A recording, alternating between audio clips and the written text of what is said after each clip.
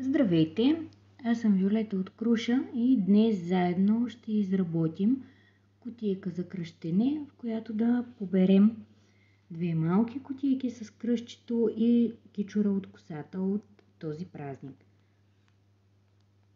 За да изработим кутийката ще ни бъдат необходими книговейски мраморен велур, мукава, картон, дизайнерска хартия, надписи и елементи от бирен картон, две магнитчета.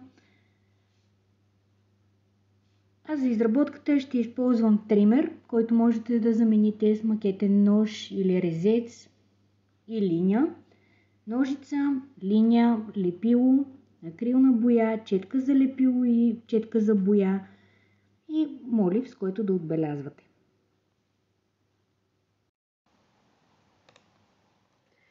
Ще започна изграждането на кутийката, като за начало ще взема парче велур с размер 24 на 12 см. С него ще направя 3 от страните на кутийката. Ще ми бъдат необходими и 3 парчета мукава с размер 10 на 5 см и 2 парченца с размер 5 на 5 см. Тези парчета мукава ще бъдат подредени, като по-дългото от тях ще бъде в средата и трите парчета ще подравня към края на велура.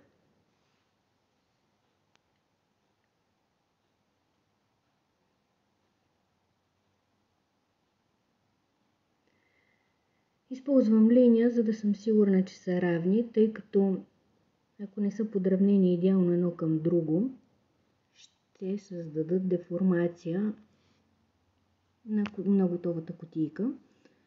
Нанасям лепило първо на голямото средно парче. Използвам тубичка. Това е моят начин, просто защото ми е по-удобно, не мисля, че има правилно и грешно.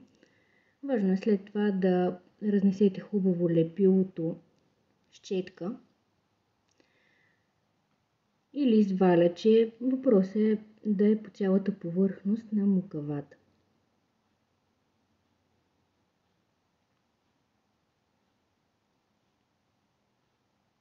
Лепя плътно, отново проверявам дали са равни, въпреки че могат да се отстранят милиметри аванс от велура.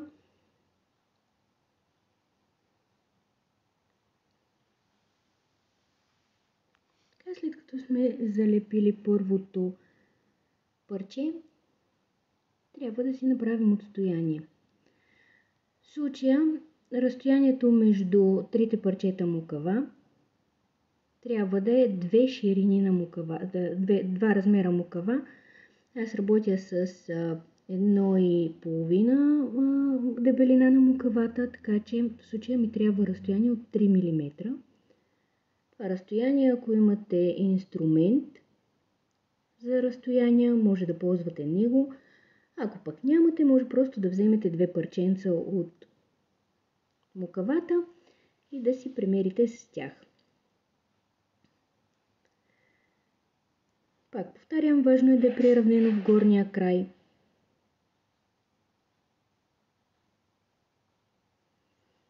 Ето така, меря си разстоянието с двете допълнителни парчета мукава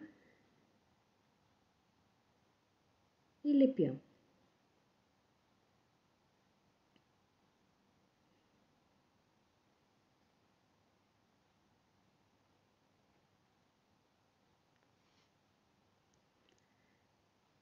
Същото ще направя и от другата страна за второто парче с размер 5 на 5 см.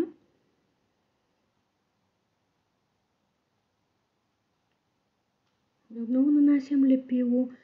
В случая използвам лепилото на Mia Memoro, което е прекрасно за скрапбук проекти.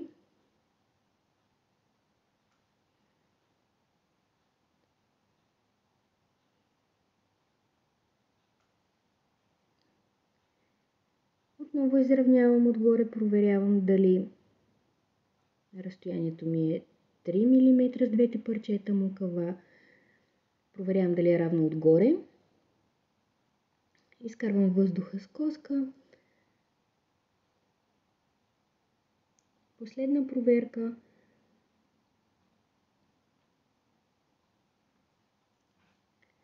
Въпреки че стъпката изглежда много лесна, изкривяване на тези мукави, както ви казах, ще доведе до кривини. Сега ето тук ще направим дупка.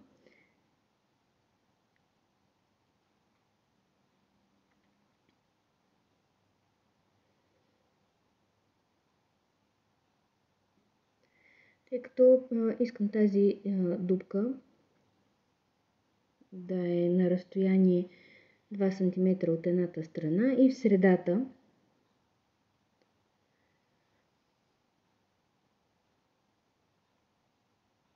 средата по хоризонтала.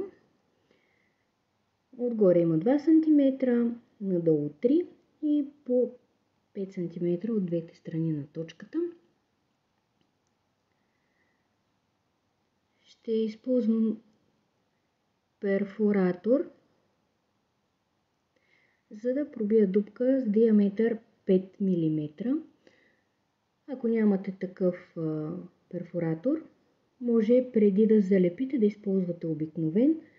Въпросът е единствено диаметъра на дупката да ви съвпада с размера на магнитчето, което сте избрали.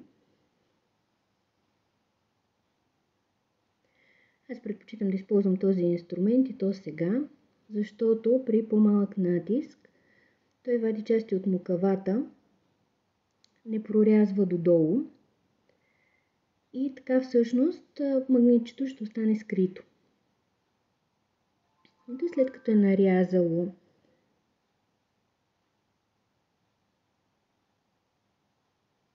достатъчно кръгчета надолу, с шило ще почиста част от тях.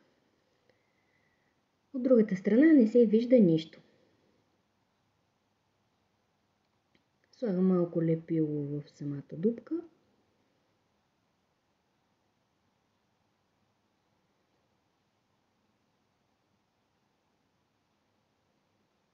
И поставям магнитчето.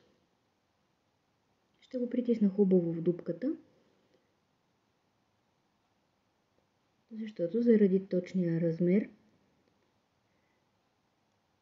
влиза малко по-трудно.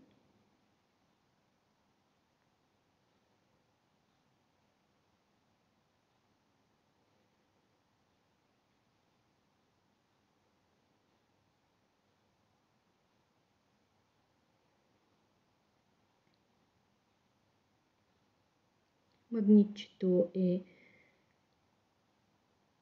вътре в дупчицата, няма релеф отгоре, отдолу. Всъщност дебелината му е по-малко от дебелината на мукавата, така че ще остане абсолютно скрито. Покривам го с лепенка хартиено тиксо. Винаги правя това, когато слагам магнитчета. Така изравнявам релефа, а и ги подсигурявам.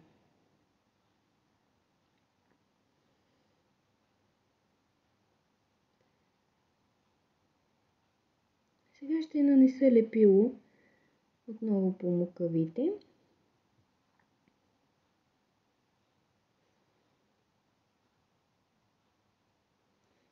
Нанасям допълнително и в улеите.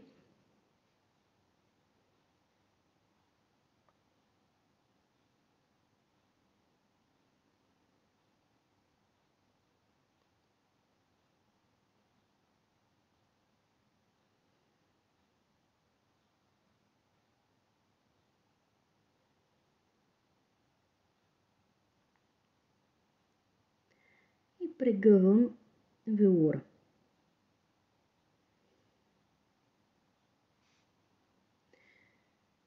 Опънете хубаво по ръба и изкарайте въздуха първо внимателно с ръце, тъй като велура е чувствителен на намачкване.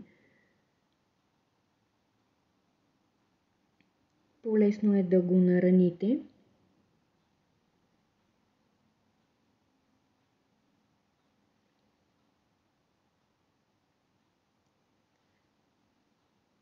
Оформям двата улея.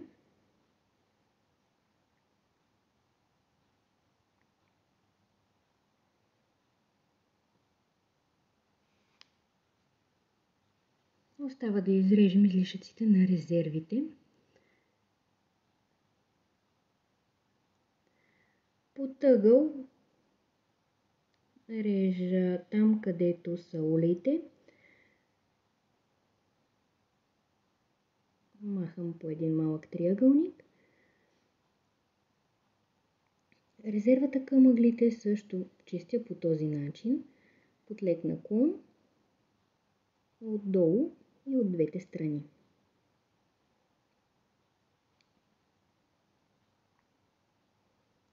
Може да използвате инструмент за това. Може да го направите и на око. Важното е да оставите около милиметър, милиметър и половина до мукавата, т.е. да не режете плътно до мукавата.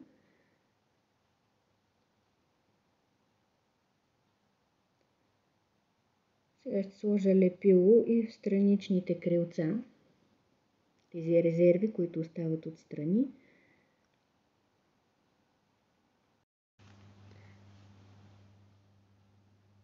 Приглаждам и оформям страничния резерв и с това този етап е приключен. За следващата част ще използвам 4 парчета мукава, 2 с размер 11 по 5,3 см, едно с размер 11 по 5 см и едно с размер 11 по 4 см. Ще започна от най-малкото парче 11 по 4 и ще маркирам 2 см по двете му широки страни. Също така ще маркирам 5 см и половина, което е средата, по дългата му страна.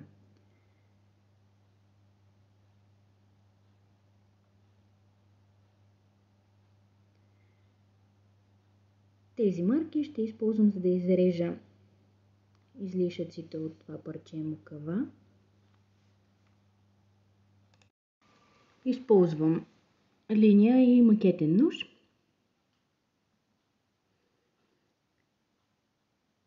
И режа двете излишни триъгълничета.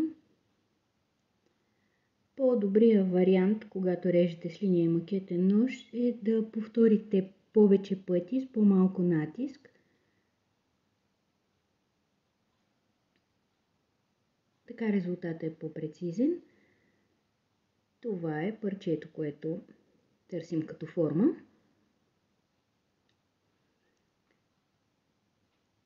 Заедно с тези 4 парчета мукава и парче велур с размер 25 на 15 см ще изградим външната част на нашата кутия.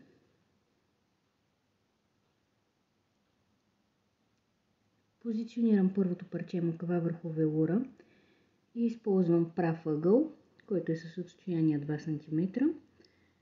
В случай, че нямате такъв, може да измерите по 2 см отдолу и от двете страни на велура.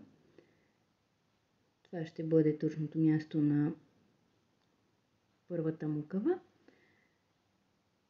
която всъщност е една от най-големите парчета с размер 11 по 5,3 см.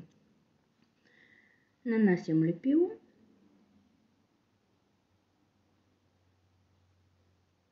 Позиционирам мукавата. Инструментът за разстояние вече не ми е необходим. Избутвам ненужния въздух между велура и мукавата. И преминавам към следващата стъпка, да измеря разстоянието между тази и следващата мукава. То трябва да бъде 5 мм.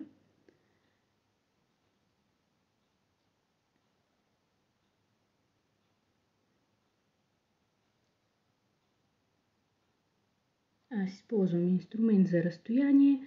В случай, че нямате, може да маркирате 5 мм с линия.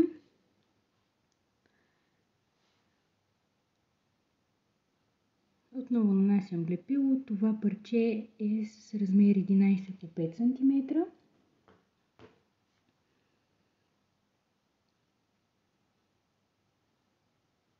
Следващото ще бъде отново 11 по 5,3.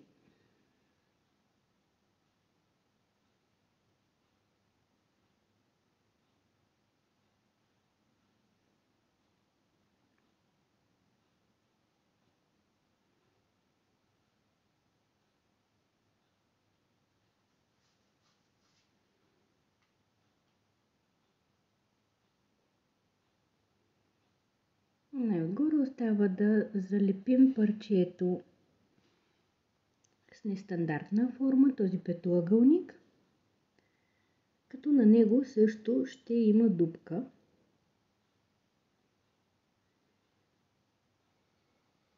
Ако правите дупките предварително с различен от моя перфоратор,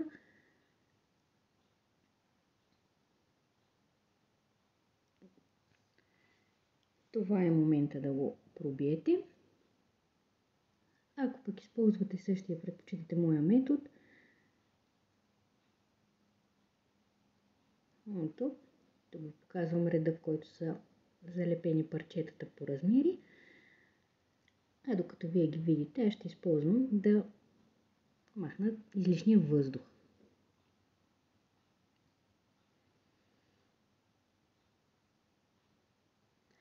Чисти ъгълчетата на резервите. Отново важи правилото, ако не използвате инструмент, да оставяте около милиметър, милиметър и половина от разреза до мукавата. В горната част използвам 2 см линейка, за да махна излишния велур. Също така трябва да махнем един триъгълник от върха на този петоъгълник. Така. Режем от двете страни по ъгъл, за да може двете крилца на велура да се срещат без да се припокриват, или ако има припокриване, то да бъде минимално. По същия начин чистим и резервите към другите ъгли на фигурата.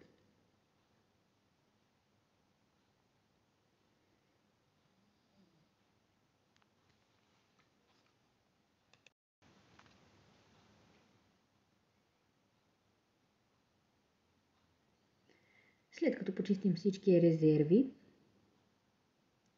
пристъпваме и към това да ги залепим.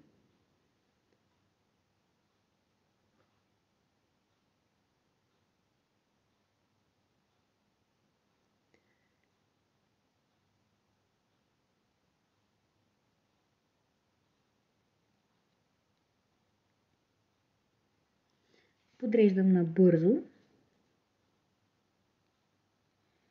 и започвам да слагам лепило. Покривам си резервите. Слагам и лепило специално в фолиите. Разнасям с четка.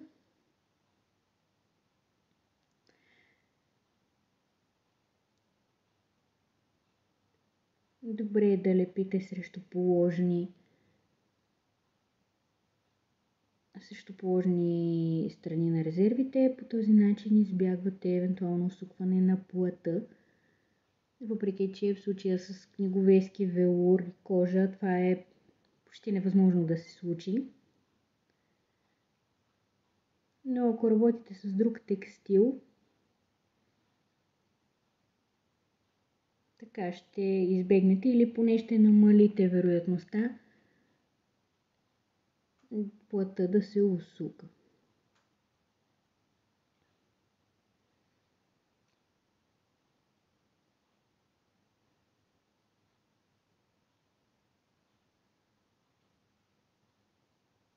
Притискам и изглаждам хубаво.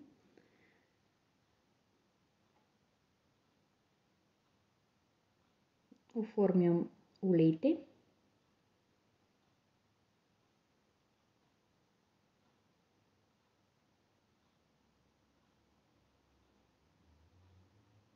Може да го правите в леко огънато положение. Всъщност, така или иначе подвижни ще бъдат два от тях, третия ще бъде фиксиран.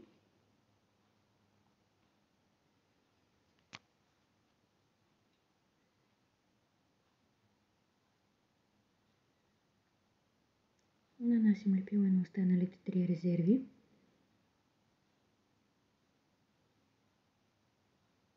Винаги внимавам да е попаднало лепило по ръба на мукавата, така по-лесно и по-прецизно се оформят самите ръбове.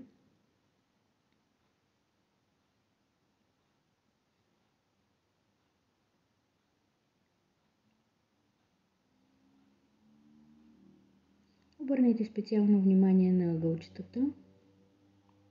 Хубаво е да няма голямо струпване на велур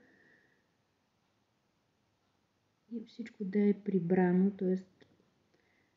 ето така може да оформите единия велур под другия. С леко притискане може да използвате коската за това. С приглаждане и избутване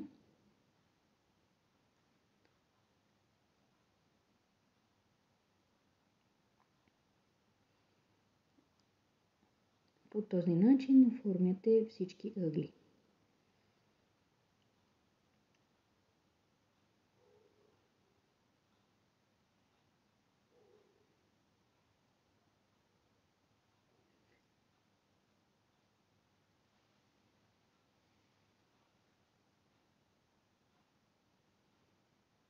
Прегъваме, за да проверим дали кутийката ни изглежда по начина, по който си я представяме.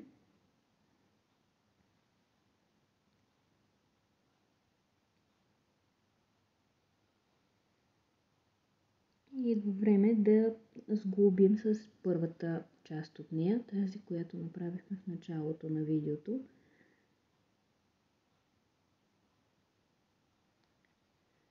Минавам по долната страна на мукавите с инструмент за биговане.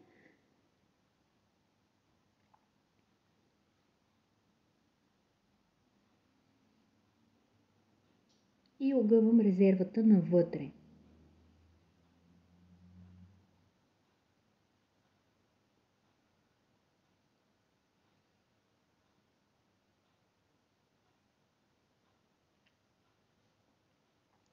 Това е начинът, по който тази част ще бъде фиксирана към другата.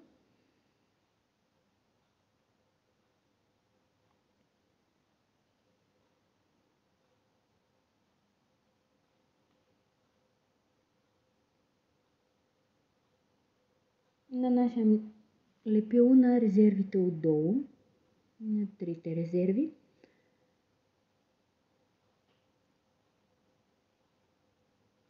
И обръщам внимание на това лепило да попадне и по ръба на мукавата, който се вижда от тази страна. Разнасям внимателно с четка.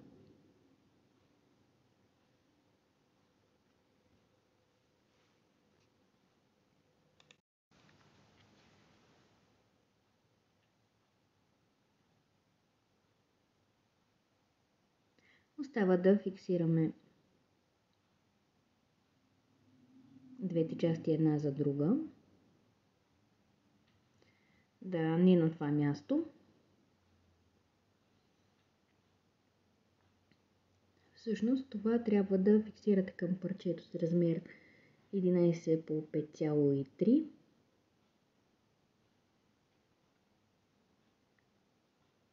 Срещу положеното парче на мукава на петоъгълника.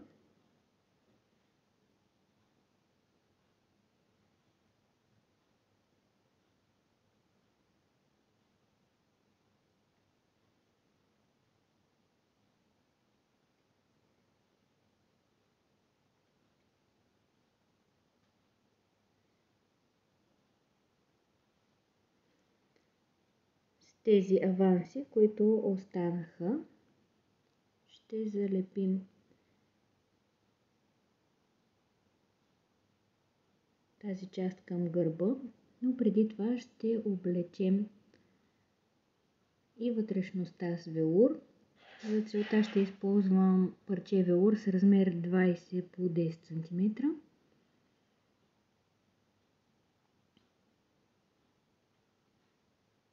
Като първо нанасям лепило във вътрешната част, само по едното парче мукава и прилежащия към него улей.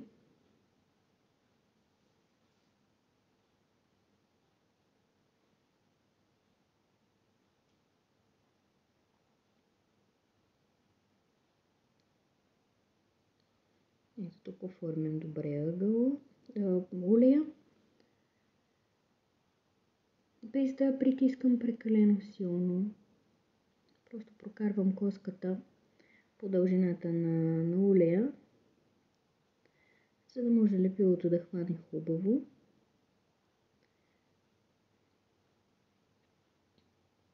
И да получим добре оформен улей.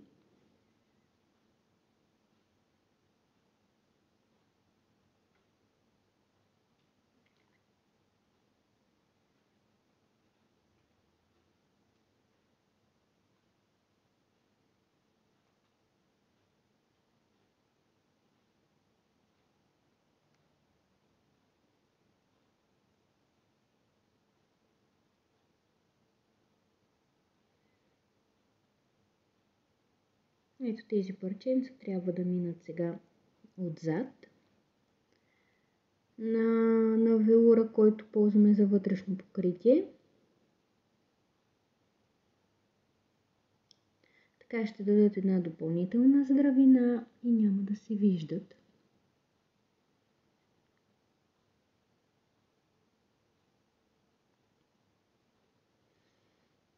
Но първо да добавим и второто магнитче.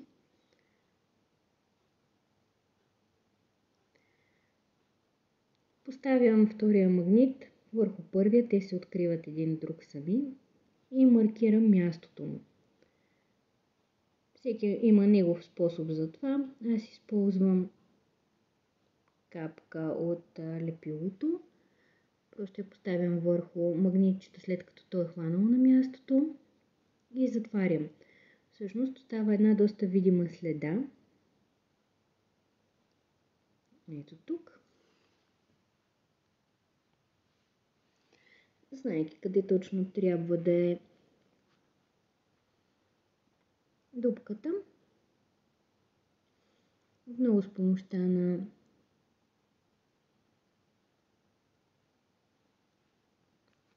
перфоратора ще извадя няколко слоя мукава.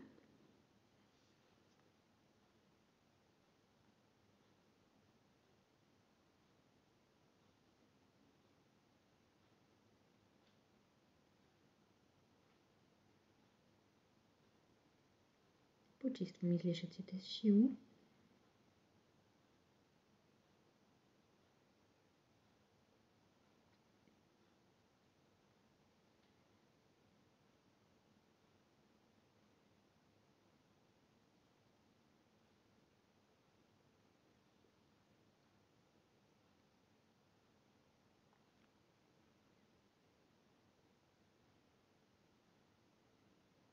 Проверявам дали от другата страна всичко е наред.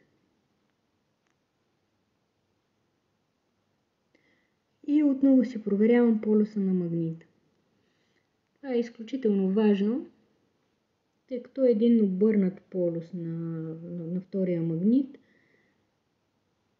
може всъщност да създаде страшно много неприятности, защото накрая кутията няма да се затваря.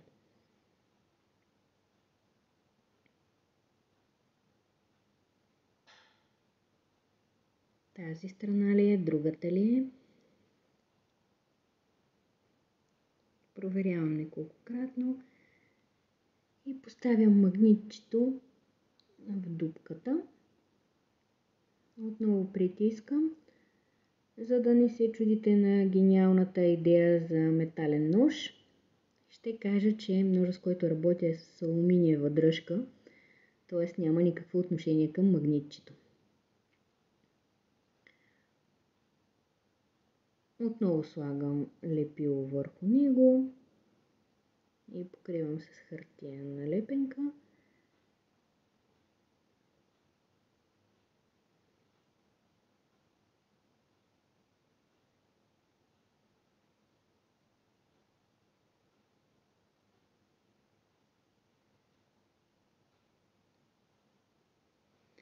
Сега ще навия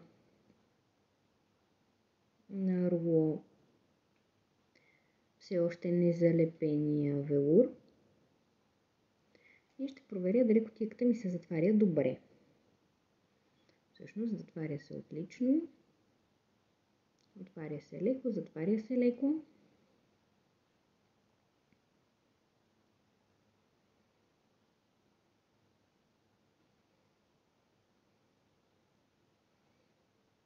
Прокарвам велура в кутийката пред останалите резерви, за да мога да залепя тях. Нанасям лепило. Въпреки че в случая лепя лице към лице на книговейския велур, а не хартиения гръб, който е създаден специално за улеснение по отношение на лепенето и оформянето, мога да ви кажа, че лепилото на Mia Memoro лепи отлично велура лице в лице.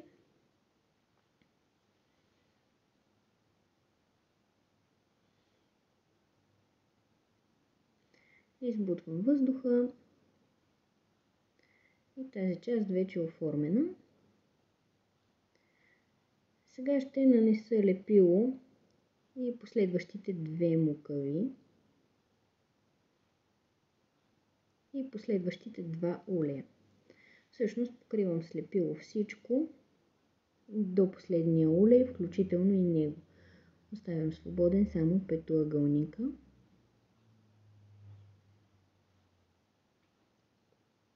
Който представлява закопчалка.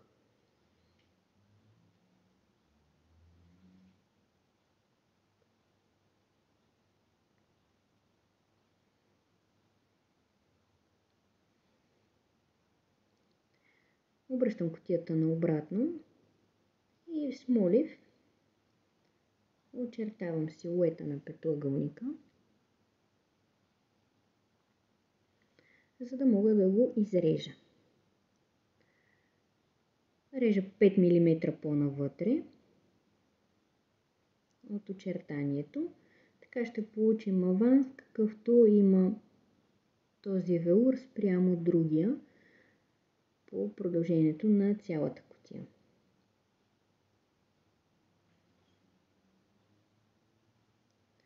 Остава само да залепим и тази част с лепило и основната кутия е напълно готова.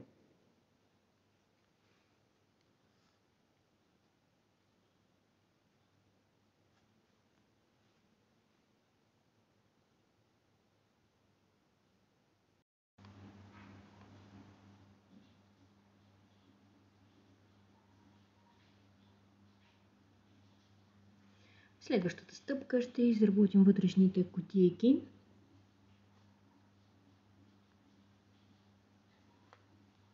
Ще използвам акварелен картон 220 грама на квадратен метър. Изрязвам квадрат с размер 12,7 см, който ще бигувам на 4 см от всяка страна.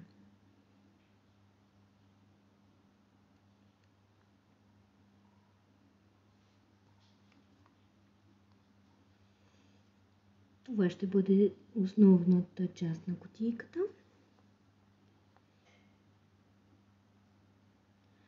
За капака ни трябва картон с размер 7,8 см по 7,8 см. Парче, което ще бигувам на сантиметър и половина от всяка страна.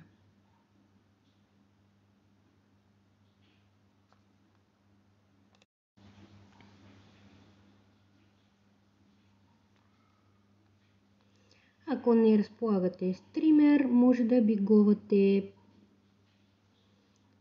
с неработещ химикал, неподострен молив или всякакъв вид бигувачка, като тази, която по-рано използвах.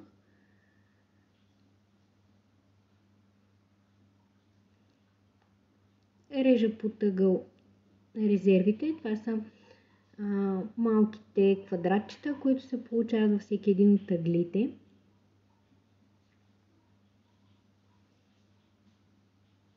Отстранявам по малка част от тях до постигане на тази фигура, за да може при залепяне да не се получават стърчащи ушета. По същия начин изрязвам резервите и на основната кутия. Като тук обаче спазвам правилото за всички да са в една и съща посока. Така към всяка една от четирите страни ще има залепено допълнително парче картон, което освен всичко друго ще прави кутията още по-плътна.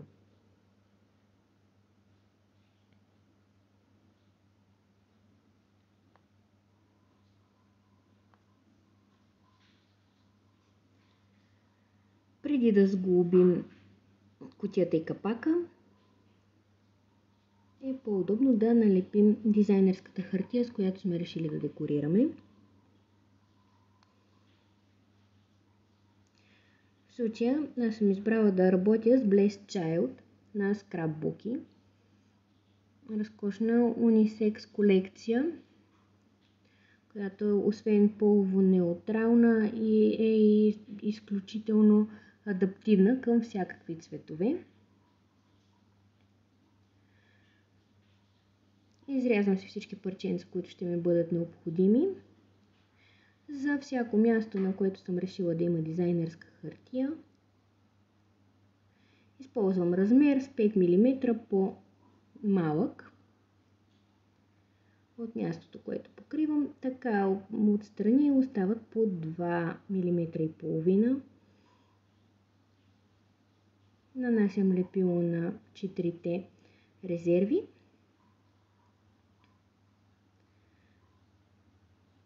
И сглабям кутията.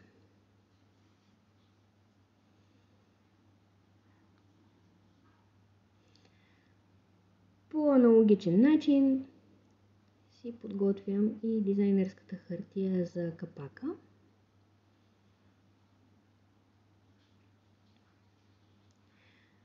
Редя си ги, тъй като искам двете кутийки да бъдат еднакви.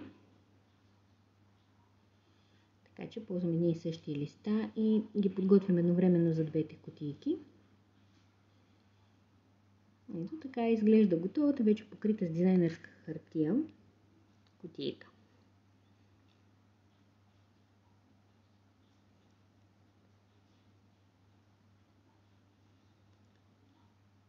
Сега си взимам едно парче картон. Подготвила съм си елементи от бирен картон, които ще бъдат част от декорацията на кутията отвън. И два надписа, косичка и кръстче, които ще боядисам. Тъй като в случая естественият цвят на бирения картон, който аз по принцип харесвам, е неподходящ, тъй като се слива с хартията, която съм избрала. Така че ще боядисам. Избрала съм да работя с акрилна боя на Penart, златна с брокат.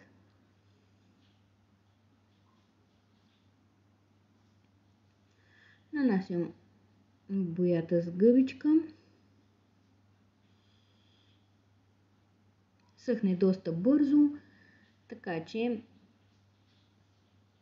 не е нужно да я подготвите с много голяма преднина. Имайте предвид, че ако оставите надписите и елементите да съхнат на картончето, така както са в случая, има голяма вероятност да се залепят заради боята, така че ви съветвам да ги преместите на чисто картонче. Докато надписите изсъхнат, аз ще добавя едни възглавнички вътре в кутийките.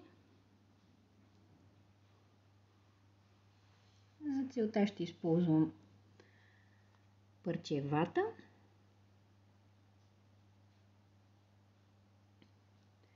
което ще си оформя като възглавничка с размера на вътрешността на кутията.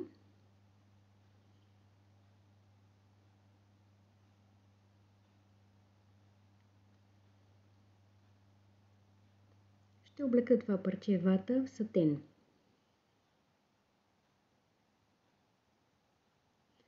Режа си парче сатен и използвам пистолет за горещ силикон. Може да използвате всякакво лепило. Не се престаравам за това как ще изглежда отдолу, просто оформям красиво ъгълчетата. Отново с горещ силикон лепя за дъното на кутията. По аналогичен начин правя и втората възглавничка.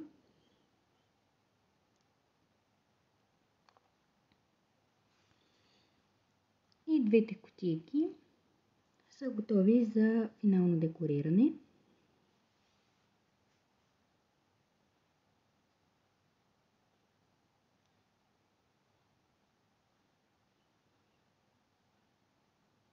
Отново с лепилото на Мия слагам малки капки. В случая не използвам четка, а слагам направо капчици, тъй като надписът е малък, крехък и четката ми би могла да го нарани.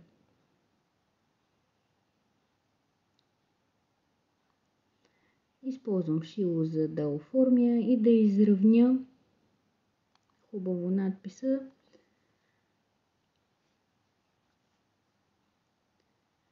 Тъй като бирения картон, особено когато надписът е толкова тънък, се криви и огъва, а пък една кривната буква може да съсипе визията на целия ви проект. Меря точното разстояние, точното място по вертикално на следващия надпис, за да може, когато стоят едно до друго, да са съобразени. От остатъците мукава ще си изрежа квадратчета, които ще използвам, за да повдигна леко елементите за декорация на кутийките.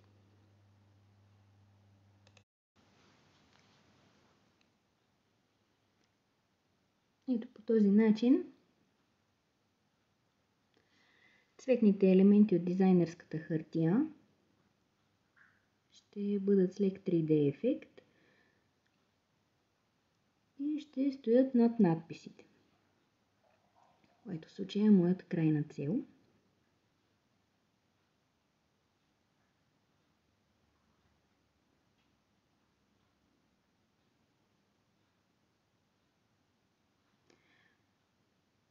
Позиционирам си мукавата, след това и самия елемент. Притискам от двете страни.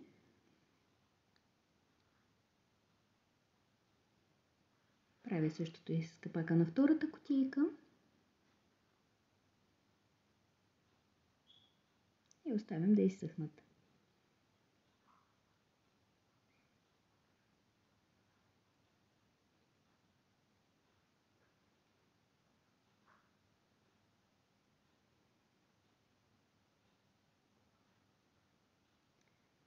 За декорацията отвън отново ще използвам елементи от бирен картон.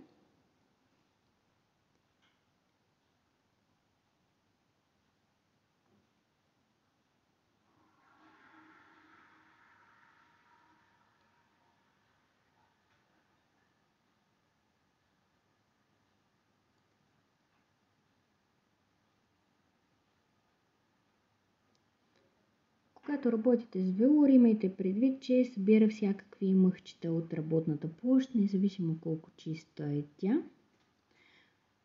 За почистване може да използвате линт ролер или тиксо.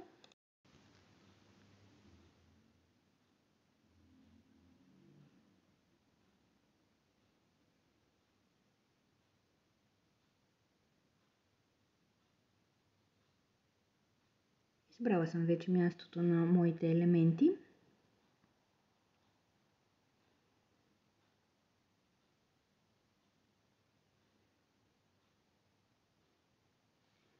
остава да добавя и дизайнерската хартия, като както и при вътрешните кутийки ще използвам парче мукава отдолу, за да може да я повдигне.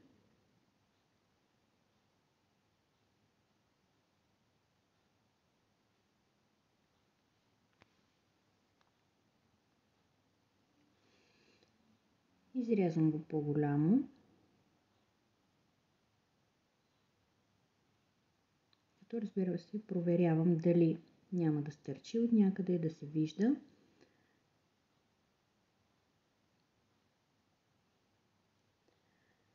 И остава само да наместя и да преценя дали ще добавя още клонки, още елементи от дизайнерската хартия или предпочитам дизайна да е по-изчистен.